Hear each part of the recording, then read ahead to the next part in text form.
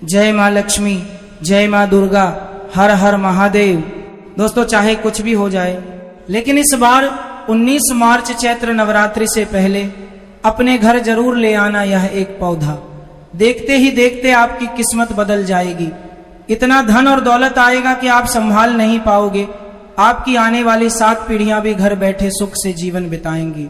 यदि आप चैत्र नवरात्रि से पहले इस पौधे को अपने घर में ले आते हैं तो उसी दिन से आपके जीवन में चमत्कार होने शुरू हो जाएंगे।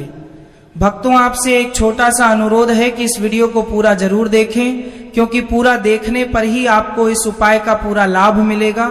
हम आपको जो उपाय बताएंगे, यदि आपने उसी विधि से कर लिया तो आपको निश्चित रूप से लाभ की प्राप्ति होगी। सच्चे हृदय से जो भी भक्त यह उपाय करता है उसे इसका फल अवश्य मिलता है। जी हाँ भक्तों, आज हम जिस जड़ी बूटी के बारे में बताने जा रहे हैं उसे कई लोग संजीवनी बूटी के समान चमत्कारी मानते हैं। इसलिए इस जड़ी बूटी को साधारण समझने की भूल बिल्कुल भी मत करना। इसके बारे में हम आपको पूरी जानकारी विस्तार से बताएंगे। इसलिए अभी इस वीडियो को लाइक कर दीजिए और कमेंट बॉक्स में लिख दीजिए जय माँ लक्ष्मी, जय भगवान शिव, जय माँ दुर्गा, ताकि सभी देवी देवताओं की कृपा आप पर और आपके पूरे परिवार पर हमेशा बनी रहे। भक्तों, अब जान लेते हैं कि चैत्र नवरात्रि से पहले वह कौन सा पौधा है जिसे घर लाने मात्र से जीवन के सारे कष्ट और दुख दूर हो सकते हैं। दोस्तों, आप हमारी वीडियो में देख सकते हैं, यह पौधा दिखने में बहुत साधारण लगता है, लेकिन इसके गुण बिल्कुल भी साधारण नहीं है। यदि यह पौधा आपके घर के आसपास कहीं दिखाई दे तो इसे साधारण पौधा समझकर अनदेखा मत करना। आज हम आपको इसके ऐसे चमत्कारी गुण बताने जा रहे हैं जिन्हें जानकर आप भी हैरान रह जाएंगे। आयुर्वेद में भी इस पौधे का विशेष महत्व बताया गया है और इसके अलग अलग हिस्सों का अलग अलग प्रकार से उपयोग किया जाता है। अगर आप इसकी पूरी जानकारी जान लेंगे तो हो सकता है कि कल से ही आप इस पौधे की पूजा करना शुरू कर दें। और आपको बता दूं कि कई लोग बिना किसी विशेष पूजा पाठ के भी इसके लाभ प्राप्त करते हैं। जब आप इसके चमत्कारी गुणों को समझेंगे तो आपको भी गर्व तादूं होगा कि आप भारत भूमि में जन्मे हैं, जहां आज भी ऐसे अद्भुत पेड़ पौधे मौजूद हैं जो मनुष्य को अनेक प्रकार के लाभ प्रदान करते हैं। दोस्तों, आप हमारी वीडियो में जिस पौधे को देख रहे हैं, इस पौधे को कई जगह लटजीरा के नाम से जाना जाता है। कुछ लोग इसे चिड़चिड़ा भी कहते हैं और आयुर्वेद में इसे अपामार्ग के नाम से भी जाना जाता है। अलग अलग राज्यों और अलग अलग क्षेत्रों में इस पौधे के कई नाम हैं, इसलिए हो सकता है कि आप इसे किसी और नाम से जानते हों, लेकिन वीडियो में देखकर आप इसे आसानी से पहचान सकते हैं। खास बात यह है कि इस पौधे को अपामार्ग इसलिए कहा जाता है क्योंकि इसके बीजों की बनावट बहुत अलग होती है। सामान्य तौर पर ज्यादातर पौधों के बीज ऊपर की तरफ होते हैं, लेकिन इस पौधे के बीज नीचे की ओर मुड़े हुए दिखाई देते हैं। इसी कारण इसे अपामार्ग कहा जाता है। प्राचीन ग्रंथों में भी इस पौधे का बहुत महत्व बताया गया है और कई साधु संत तथा तांत्रिक विद्या में भी इसका उपयोग किया जाता रहा है। भक्तों, अब मैं आपको बताना चाहूंगा कि मुझे इस पौधे के बारे में जानकारी कैसे मिली। एक बार हमारी मुलाकात एक संत महात्मा से हुई। हमने उनसे पूछा कि आप लोग लंबे समय तक साधना करते हैं, कई कई दिन तक भोजन और पानी के बिना कैसे रह लेते हैं। तब उन्होंने हमें इस पौधे के बारे में बताया। उन्होंने कहा कि जंगलों में रहने वाले कई साधु संत इस पौधे के बीजों का विशेष प्रयोग करते हैं। इन बीजों से खिचड़ी जैसी एक चीज बनाई जाती है और यदि कोई व्यक्ति इसके केवल 2 चम्मच खा ले तो उसे काफी समय तक भूख और प्यास महसूस नहीं होती। संत महात्मा ने हमें बताया कि इसी कारण कई साधक लंबे समय तक ध्यान और साधना में लीन रह पाते हैं। हमारे धर्म ग्रंथों में भी इस पौधे का विशेष महत्व बताया गया है।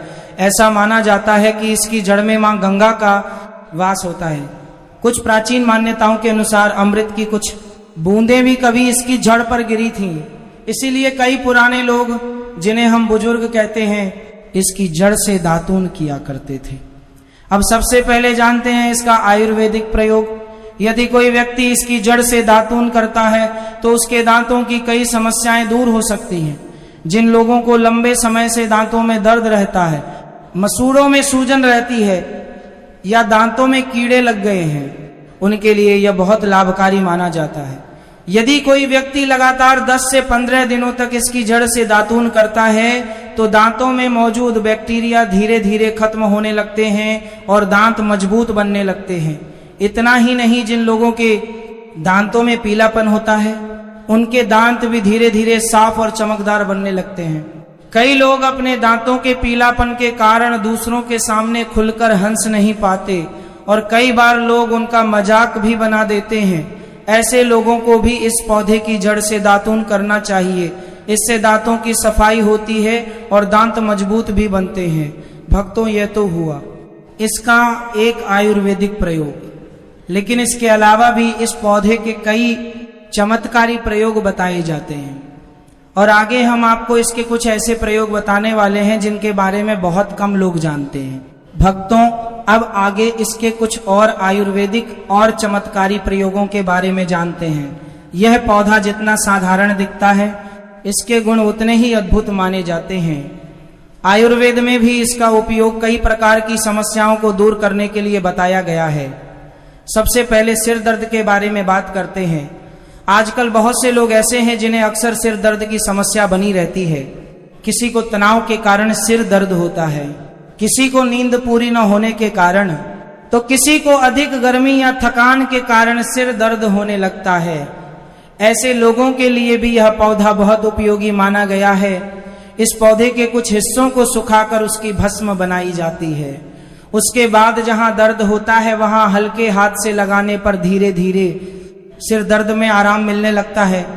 कई लोगों ने इसका प्रयोग किया है और उन्हें इसका अच्छा लाभ भी मिला है। भक्तों, अब जानते हैं इसका पहला चमत्कारी प्रयोग। जो लोग चाहते हैं कि उनके व्यापार में तरक्की हो, उनकी दुकान या व्यवसाय अच्छी तरह से चले, उनके लिए भी यह पौधा लाभकारी माना जाता है। ऐसे लोगों को इस पौधे की जड़ किसी शुभ दिन जैसे रवि पुष्य नक्षत्र, गुरु पुष्य नक्षत्र या किसी शुभ पर्व के दिन लानी चाहिए। उसके बाद उस जड़ को लाल कपड़े में बांधकर अपने व्यापार स्थल पर रख देना चाहिए। मान्यता है कि ऐसा करने से व्यापार में आने वाली बाधाएं धीरे धीरे दूर होने लगती हैं और ग्राहकों की संख्या भी बढ़ने लगती है। अब इसका दूसरा प्रयोग सुनिए। जो लोग बेरोजगार हैं और नौकरी की तलाश कर रहे हैं, उनके लिए भी इसका एक उपाय बताया गया है। ऐसे व्यक्ति को इस पौधे की जड़ को लाने से पहले मन ही मन प्रार्थना करनी चाहिए। शनिवार या रविवार के दिन सुबह सूर्योदय से पहले इस पौधे की जड़ को लाया जाता है। फिर सोमवार और मंगलवार के दिन इसकी पूजा की जाती है। उसके बाद बुधवार के दिन उस जड़ को धारण किया जाता है। मान्यता है कि ऐसा करने से व्यक्ति को मनचाही नौकरी मिलने के योग बन सकते हैं। भक्तों, अब इसका तीसरा प्रयोग जानिए। बहुत से लोग ऐसे होते हैं जिन्हें नजर दोष या नकारात्मक ऊर्जा की समस्या रहती है। कुछ लोगों को लगता है कि उन पर किसी ने बुरी नजर लगा दी है या तंत्र मंत्र का प्रभाव है। ऐसे लोगों को इस पौधे की जड़ को चांदी के ताबीज में रखकर शनिवार के दिन धारण करना चाहिए। मान्यता है कि ऐसा करने से नजर दोष और नकारात्मक शक्तियों से सुरक्षा मिलती है और व्यक्ति का मन भी शांत रहने लगता है। दोस्तों, इस पौधे के ऐसे कई और भी चमत्कारी गुण बताए जाते हैं, लेकिन इन सब बातों का सही उपयोग और सही समझ बहुत जरूरी होती है। इसलिए हमेशा इन उपायों को श्रद्धा और विश्वास के साथ ही करना चाहिए। भक्तों, वैसे तो इस पौधे के अनेक चमत्कारी गुण बताए जाते हैं, लेकिन अब हम आपको इसके कुछ और विशेष प्रयोगों के बारे में बताते हैं। बहुत से लोग चाहते हैं कि उनके जीवन में मान सम्मान बढ़े, लोग उनकी बातों को महत्व दें और समाज में उनका प्रभाव बढ़े। ऐसे लोगों के लिए एक विशेष उपाय बताया गया है। इस पौधे की जड़ और सफेद दूर्वा घास को एक साथ पीसकर उसका तिलक बनाया जाता है। यदि कोई व्यक्ति उस तिलक को लगाकर किसी सभा या महत्वपूर्ण स्थान पर जाता है तो कहा जाता है कि लोग उसकी बातों से प्रभावित होते हैं और उसकी बातों को ध्यान से सुनते हैं। लेकिन भक्तों, यहाँ एक बात अवश्य याद रखें कि किसी भी प्रकार के उपाय का उपयोग हमेशा अच्छे कार्यों के लिए ही करना चाहिए। किसी का बुरा करने के लिए या किसी को कष्ट देने के लिए इन चीजों का प्रयोग करना उचित नहीं माना जाता। यदि आप इस पौधे की जड़ को घर में लाकर देव प्रतिमा की तरह सम्मान पूर्वक लाल कपड़े में बांधकर अपनी तिजोरी या पूजा स्थान में रख देते हैं तो मान्यता है कि घर में सुख समृद्धि बनी रहती है और नकारात्मक ऊर्जा धीरे धीरे समाप्त होने लगती है। भक्तों, अब एक और महत्वपूर्ण बात जान लीजिए। चैत्र नवरात्रि से पहले यदि आप अपने घर में कुछ पवित्र चीजें लेकर आते हैं तो उसका भी बहुत करने शुभ प्रभाव माना जाता है। सबसे पहले बात करते हैं शंख की। हिंदू धर्म में शंख को बहुत ही पवित्र माना गया है। मान्यता है कि समुद्र मंथन के दौरान शंख की उत्पत्ति हुई थी और 14 रत्नों में इसकी भी गणना की जाती है। भगवान विष्णु स्वयं अपने हाथों में शंख धारण करते हैं और ऐसा माना जाता है कि शंख में माता लक्ष्मी का भी वास होता है। जिस घर में नियमित रूप से शंख बजाया जाता है वहां का वातावरण पवित्र हो जाता है और नकारात्मक ऊर्जा दूर होने लगती है। इसीलिए चैत्र नवरात्रि से पहले अपने घर में शंख लाना और उसे पूजा स्थान में रखना बहुत शुभ माना जाता है। इसके बाद आती है भगवान गणेश जी की प्रतिमा। भगवान गणेश को विघ्नहर्ता कहा जाता है, जो जीवन के सभी विघ्नों को दूर करते हैं। यदि आप चैत्र नवरात्रि से पहले अपने घर में भगवान गणेश की बैठी हुई प्रतिमा स्थापित करते हैं तो घर में सुख, समृद्धि और मंगल का वातावरण बना रहता है। इसके साथ ही तुलसी का पौधा भी घर में अवश्य होना चाहिए। तुलसी को हिंदू धर्म में अत्यंत पवित्र माना गया है। ऐसा माना जाता है कि जहाँ तुलसी का पौधा होता है, उसी का पौधा है, वहाँ भगवान विष्णु और माता लक्ष्मी की कृपा बनी रहती है। यदि आप चैत्र नवरात्रि से पहले तुलसी का पौधा अपने घर में लेकर आते हैं और प्रतिदिन उसकी पूजा करते हैं तो घर में सकारात्मक ऊर्जा बढ़ती है और परिवार में सुख शांति बनी रहती है। भक्तों, अंत में आपसे यही कहना चाहूंगा कि चैत्र नवरात्रि से पहले इस पौधे को अपने घर जरूर लेकर आएं और श्रद्धा के साथ उसका सम्मान करें। ऐसा करने से आपके जीवन में सकारात्मक परिवर्तन आने लगेंगे और धीरे धीरे आपके जीवन के कष्ट कम होने लगेंगे। भक्तों, साल में आने वाले चारों नवरात्रों में चैत्र नवरात्रि का विशेष महत्व बताया गया है। यह वह पवित्र समय होता है जब माता रानी स्वयं अपने भक्तों के घर आती हैं और उनकी हर मनोकामना पूरी करती हैं। कहा जाता है कि अगर कोई भक्त सच्चे मन से चैत्र नवरात्रि के दिनों में कुछ विशेष उपाय कर ले तो उसके जीवन के कष्ट दूर हो सकते हैं और घर में सुख समृद्धि का वास होने लगता है। आज हम आपको एक ऐसे ही चमत्कारी पौधे के बारे में बताने जा रहे हैं जिसे कई जगह लटजीरा, कई जगह चिड़चिड़ा और आयुर्वेद में अपामार्ग के नाम से जाना जाता है। यह पौधा देखने में साधारण लगता है लेकिन इसके अंदर बहुत अद्भुत और चमत्कारी गुण छिपे होते हैं। हमारे प्राचीन ग्रंथों और आयुर्वेद में भी इस पौधे का बहुत महत्व बताया गया है। भक्तों, मान्यता है कि यदि चैत्र नवरात्रि के दिनों में लटजीरा के पौधे का सही विधि से प्रयोग किया जाए तो माता लक्ष्मी और माता दुर्गा की विशेष कृपा प्राप्त हो सकती है। सबसे पहला उपाय यह है कि नवरात्रि शुरू होने से पहले या फिर नवरात्रि के पहले दिन सुबह स्नान करके शुद्ध मन से लटजीरा के पौधे के पास जाएं। वहां हाथ जोड़कर माता दुर्गा से प्रार्थना करें कि हे माता, मैं आपकी कृपा पाने के लिए इस पौधे को अपने घर ले जा रहा हूं। कृपया मेरे घर में सुख, समृद्धि और शांति का वास कराएं। इसके बाद इस पौधे की थोड़ी सी जड़ को निकालकर लाल कपड़े में बांध लें और उसे अपने घर के पूजा स्थान या तिजोरी में रख दें।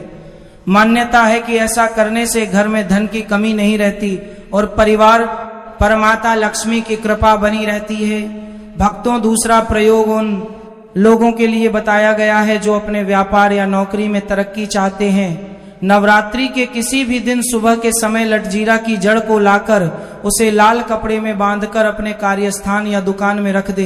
ऐसा माना जाता है कि इससे कार्य में आने वाली इसकी समय लटजीरा की जड़ को लाकर बाधाएं दूर होने लगती हैं और धीरे धीरे तरक्की के रास्ते खुलने लगते हैं। कई लोग बताते हैं कि इस उपाय से उनके व्यापार में ग्राहकों की संख्या बढ़ने लगी और आमदनी में भी वृद्धि हुई। भक्तों, तीसरा प्रयोग नजर दोष और नकारात्मक ऊर्जा से बचने के लिए बताया जाता है। यदि किसी व्यक्ति को बार बार नजर लगती हो, घर में बिना कारण झगड़े होते हों या नकारात्मकता महसूस होती हो तो चैत्र नवरात्रि के दिनों में लटजीरा की जड़ को चांदी के ताबीज में रखकर धारण करना शुभ माना जाता है।